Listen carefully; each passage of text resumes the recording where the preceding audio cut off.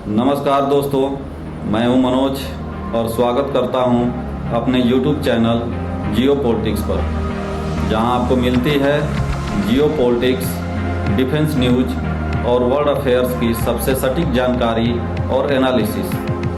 आज हम बात करने वाले हैं आरएसएस प्रमुख डॉक्टर मोहन भागवत के दिए गए एक बयान पर, जिनमें उन्होंने कहा कि हर परिवार को कम से कम 3 बच्चे पैदा करने चाहिए। उनका मानना है कि यही समाज और राष्ट्र को संतुलित रखेगा। आइए आज हम इसका डिटेल एनालिसिस करते हैं। भारत 1.46 अरब लोगों का देश है, जो अब चाइना को पीछे छोड़ते हुए दुनिया की सबसे बड़ी आबादी वाला राष्ट्र बन गया है। लेकिन एक नई चिंता सामने है।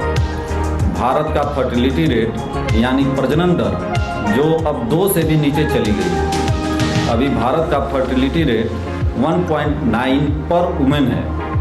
आइडियल फर्टिलिटी रेट 2.1 पर वुमेन होना चाहिए, जो एक औसत देश के स्टेबल पॉपुलेशन को मेंटेन करने के लिए ज़रूरी होता है।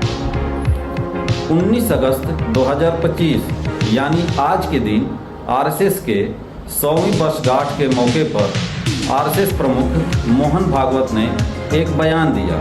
29 अगस्त 2025 यानी आज के दिन आरएसएस के 100वीं वर्षगांठ के मौके पर आरएसएस प्रमुख मोहन भागवत ने एक बयान दिया। उस बयान में उन्होंने कहा कि हर परिवार को कम से कम 3 बच्चे पैदा करने चाहिए। उनका मानना है कि यही समाज और राष्ट्र को संतुलित रखेगा। जैसा कि हम सब जानते हैं, हर सिक्के के 2 पहलू होते हैं। वैसे ही आइए देखें उनके इस विचार के फायदे और नुकसान। सबसे पहले बात करते हैं फायदे के बारे में। अगर फर्टिलिटी रेट हर परिवार में 3 बच्चे होंगे तो जनसंख्या संतुलन बना रहेगा, यानी मोर्टालिटी रेट और फर्टिलिटी रेट दोनों में संतुलन बना रहेगा। इसके अलावा कामकाजी वर्ग की गारंटी रहेगी। युवा वर्क फोर्स हमेशा अवेलेबल रहेगा, जिससे अर्थव्यवस्था में भी स्थिरता रहेगी और संस्कृति और परंपरा की रक्षा होती रहेगी। वहीं इसके कुछ नुकसान भी है। आइए अब बात करते हैं उस नुकसान के बारे में। हर परिवार में 3 बच्चे का मतलब महिलाओं की स्वतंत्रता पर दबाव बनेगा। अनचाहे बच्चा पैदा करने की प्रेशर उनके ऊपर रहेगी। इसके साथ साथ लिंगानुपात बिगड़ने का भी खतरा रहेगा। शिक्षा और संसाधनों पर बोझ भी ज़्यादा पड़ेगा। इसके अलावा राजनीति और सांप्रदायिक बहस की भी संभावना है। इस विषय पर हमने आम लोगों की राय भी लेनी चाहिए, जो इस प्रकार है। प्रोफेशनल महिलाओं का कहना है कि आज के ज़माने में 3 बच्चों की जिम्मेदारी उठाना मुश्किल है। वहीं ग्रामीण वर्ग के लोगों का कहना है कि बच्चे संपत्ति हैं, लेकिन तभी जब उन्हें पाला और पोसा जाए। इस विषय पर हमने आम लोगों की राय लेनी भी चाहिए, जो इस प्रकार है। महिला प्रोफेशनलों का कहना है कि आज के ज़माने में 3 बच्चों की जिम्मेदारी उठाना बहुत मुश्किल है। वहीं ग्रामीण वर्ग का कहना है कि बच्चे संपत्ति हैं, लेकिन तभी जब उन्हें पाला और पोसा जा सके।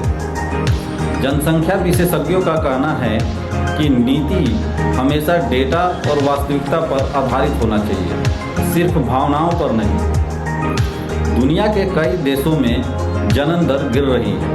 शहरीकरण, महिलाओं की बढ़ती शिक्षा, उनका कैरियर विकल्प, विवाह में देरी, जीवन शैली में बदलाव जैसी सामाजिक और आर्थिक कारक प्रजनन दर को कम कर रहे हैं। अनुमान है कि 2050 तक यह दर घटकर 1.8 और 2100 तक यह दर घटकर 1.6 रह जाएगा।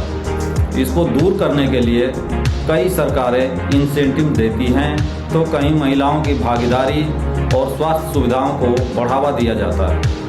समाज को महिलाओं को शिक्षा और रोजगार के अवसर प्रदान करने चाहिए, किफ़ायती और सुलभ प्रजनन सहायता सेवाएं प्रदान करनी चाहिए और ऐसे सहायता प्रदान करने वाली नीतियां बनानी चाहिए जो परिवारों को बच्चों का पालन पोषण करने में मदद कर सके।